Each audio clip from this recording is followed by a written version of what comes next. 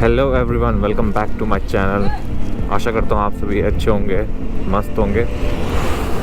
जो आज का ब्लॉग होने वाला है वो मेरी स्कूटी से रिलेटेड है। इसमें मैं इसके प्रोज एंड कॉन्स बताऊंगा कि आपको ये लेनी चाहिए नहीं लेनी चाहिए 2023 में, क्योंकि आज के टाइम पे बहुत सारी ब्रांड आ चुकी है इलेक्ट्रिक से रिलेटेड। तो मैं आपको बताऊंगा कि उनमें क्या डिफरेंस है, क्या क्वालिटी ये ऑफ़र कर रही है।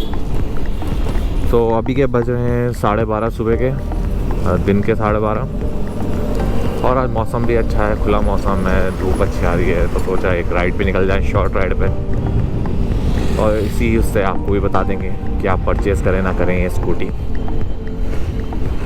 तो थोड़ा सा आगे चलते हैं, यहाँ ट्रैफिक से बाहर निकलते हैं, देन वी विल डिस्कस।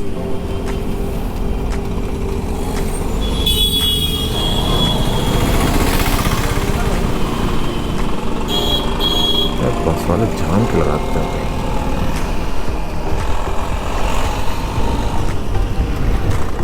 इसका हमने स्पोर्ट्स मोड ऑन कर रखा है। Okay,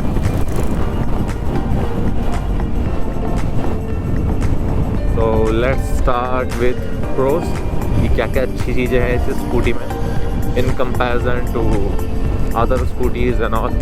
okay, so first talk about design. अगर आप परचेज़ करना चाहते हैं कभी कोई स्कूटी हो, बाइक हो या कुछ भी कार हो, तो first thing you will notice is the design, कि इसका डिज़ाइन कैसा है जो मैं परचेज़ करने जा रहा हूँ। सो इसका डिज़ाइन थोड़ा यूनिक है in comparison to other scooty, क्योंकि जब मैं परचेज़ करने जा रहा था तो 2-3 स्कूटियाँ थी दिमाग में कि कौन से लूँ, पर डिज़ाइन के मामले में एथर थी, पर एथर का लुक मुझे नॉर्मल स्कूटी की तरह लगा, कोई डिफरेंस नहीं लगा, तो मुझे इतनी खास नहीं लगी। पर इसका जो लुक है वो बहुत टॉप क्लास लगता है। मतलब अगर आप जाओगे तो एवरीवन विल नोटिस कौन सी स्कूटी है, और सब पूछेंगे आपसे इसके बारे में, क्योंकि मेरा खुद का एक्सपीरियंस है, मुझसे बहुत लोगों ने पूछा है, इवन अभी भी पूछते हैं कि कौन सी स्कूटी है ये। तो first pro is the design, second pro is the speed. इसमें अराउंड 4 मोड्स हैं, eco, sport, normal and hyper mode. So और इसकी टॉप स्पीड है around 115। So normal mode is good, but sports and hyper mode is so much amazing. But simple है कि आप उस पर इतने रेंज चलाएंगे नहीं, सिंपल सी बात है कि उससे आपको जो इसकी रेंज है वो थोड़ी डाउन हो जाएगी। तो जैसे नॉर्मल है वैसे इतना रेंज डाउन होना तो नॉर्मल है, क्योंकि वो तो सिंपल है। क्योंकि अगर आप पेट्रोल वाली स्कूटी भी अगर चलाते हो नॉर्मली, तो उसमें भी अगर आप तेज़ भागोगे तो माइलेज कम मिलता है, तो इट्स नॉर्मल। लाइक अगर भगाओगे तो, पर भगाने में बहुत ज़्यादा मज़ा आता है। अगर आपको इसकी रेंज बतानी है तो रेंज अगर नॉर्मल में आप चलाओगे तो मान के चलो, अगर सिंगल भी चल रहा है तो 135 नॉर्मली आपको मिलेगी 135। अगर आप कोई बैठ के चला रहा है तो थोड़ी सी डाउन हो जाएगी। फिर डिपेंड करता है आप कहाँ जा रहे हो, हिल पे जा रहे हो या स्टीप स्लोप में जा रहे हो। अगर आप हिल पे जाओगे इसको लेके तो और थोड़ी कम हो जाती है अगर डबल पिलियन है। पर बेनिफिट ये है इन मोटर्स का रहता है, या इलेक्ट्रिक का ही बेनिफिट है, जब ये डाउन स्लोप में आती है तो ये बैटरी कंज्यूम ही नहीं करती है, तो उसका अमेजिंग पार्ट है। तो आपको रेंज काफ़ी अच्छी मिलती है, क्योंकि मैंने इससे अराउंड हिल एरिया में भी लेके चला गया हूँ मैं अपने यहाँ पर नयन नगर है तो मैं वहाँ भी लेके गया था। तो जाते हुए थोड़ी ज़्यादा खर्च हुई थी। अगर 60 किलोमीटर का आपको चलना है तो लगा के चलो कि आपको 80 और 90 किलोमीटर कंज्यूम हो जाएगी। तो मान के चलो मैं डबल तक करती है कंज्यूम है हिल एरिया में। जब आप नीचे आओगे तो आपकी कोई बैटरी कंज्यूम नहीं होगी, तो उसका बेस्ट पार्ट है। And now the third point is कि आपको कौन सी स्कूटी लेनी चाहिए। अगर आप लेने की सोचें, अगर S1 लें, S1 प्रो लें, अब तो तीसरा मॉडल पे आ चुका है S1 एयर, तो उसमें से आपको कौन सा परचेज़ करना चाहिए। तो आई विल ऑलवेज़ प्रेफर कि आप S1 लें। मेरे टाइम पे S1 था नहीं अवेलेबल, सिर्फ S1 प्रो था, तो मैं S1 प्रो के लिए गया रेंज के चक्कर में। पर स्टिल अगर आप रिमोट एरिया में रह रहे हैं, ऐसी लोकेशन में रह रहे हैं जहाँ पर भी चार्जिंग पॉइंट नहीं आए हैं, तो आप S1 को प्रेफर करें, क्योंकि सिंपल सी बात है चार्जिंग पॉइंट है नहीं, तो आप लोकल सिटी में ही चलाएंगे, दूर उसको लेके जा नहीं सकते। मैं तो जा रहा हूँ दूर लेके, अपने सिटी से अराउंड 40-50 किलोमीटर दूर गया हूँ, जिसमें राउंड 100 किलोमीटर रहता है। बट तब भी एक रिस्क फैक्टर रहता है कि आप वापस आ पाओगे नहीं आ पाओगे, कहाँ पर चार्ज करना पड़ेगा, तो थोड़ा सा रिस्क फैक्टर्स है। until unless आपके उसमें चार्जिंग पॉइंट नहीं आ सकते सिटी के अंदर। जिस सिटी के अंदर आ जाएंगे तो you can prefer for S1 also, थोड़ा कम आपको चार्ज करना पड़ेगा, रेंज अच्छी मिलेगी आपको, तो you can go for this one और S1 Pro।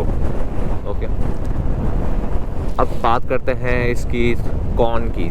तो मुझे कॉन इसमें इतना कुछ लगा नहीं, थोड़े मुझे कॉन्स में दिखे नहीं, मुझे सब अच्छा ही लगा। बस एक दो जो मुझे स्टार्टिंग में फेस हुए थे, एक है थोड़ी सर्विस का, तो सर्विस थोड़ी डिले हो जाती है अगर आपको कोई इशू आता है। रिगार्डिंग तो नॉर्मल इशू आता नहीं, तो इलेक्ट्रॉनिक्स ही आता है इशू, कभी वायर हल्की सी लूज़ हो गई है, आपके इंफॉर्मेटिव जो सिस्टम है इसका Android system based like sort of इसका जो सिस्टम, उसमें ग्लिचेज आ रहे हैं, तो उसमें जो आएगा इशू उन्हीं में आएगा आपको। उड़ा के जाएगा क्या मुझे, तो BMW के लिए जा रहा है तो उसी में आपको इशू आएगा जो आएगा। पर उसमें भी है कि आप जब कंप्लेन करोगे तो 24 आवर्स टू 48 आवर्स लगते हैं, और उसमें भी डिपेंड करता है आपकी सिटी में कहाँ से आ रहे हैं। क्योंकि जब मेरे को इशू आया था तो मुझे जो ठीक करने वाले आए थे नॉर्मली वो लोकल से आ जाते हैं, देहरादून या नियर बाई सिटी से 30 to 40 किलोमीटर।